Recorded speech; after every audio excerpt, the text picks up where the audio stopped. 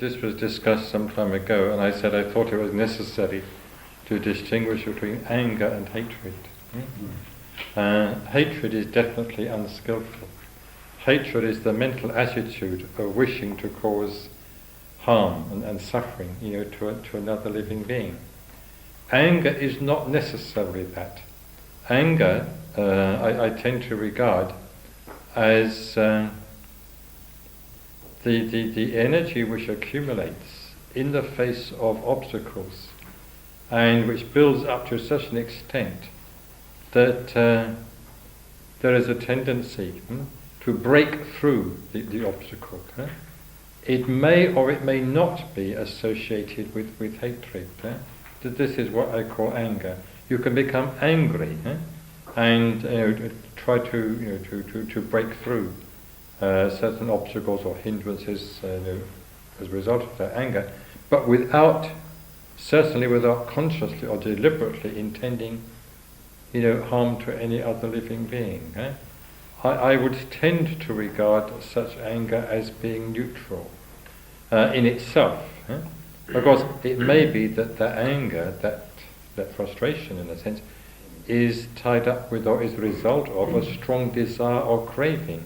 If that desire or craving is unskillful, well, even the anger will be unskillful. But sometimes you can get frustrated, or you feel frustrated, when you encounter obstacles, as you're trying to do something quite skillful, quite noble, quite worthy.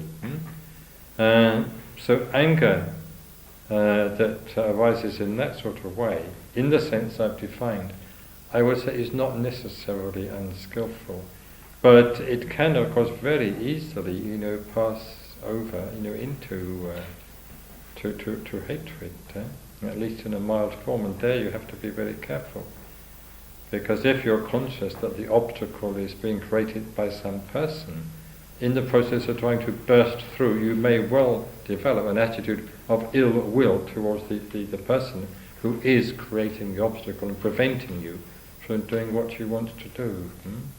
But nonetheless, I think there is a sense in which you can say that anger, as distinguished from hatred, is not necessarily, not invariably unskillful. But I think in practice you have to be very, very cautious about that. Perhaps it is very rarely that you do in fact find anger without at least a tendency to hatred. Careful. It may be that the obstacle is something inanimate. So you could, as it were, develop anger, and that you could use that anger to sort of break through the obstruction which is formed by that inanimate thing. But sometimes you can feel even angry with an inanimate thing, and even feel hatred towards the inanimate thing, and that can be unskillful. Well, you're almost treating the animate thing as though it was animate, as though it was a person. But I think there's much less likelihood of feeling actual hatred as a result of the anger, if the obstruction is provided by an inanimate object.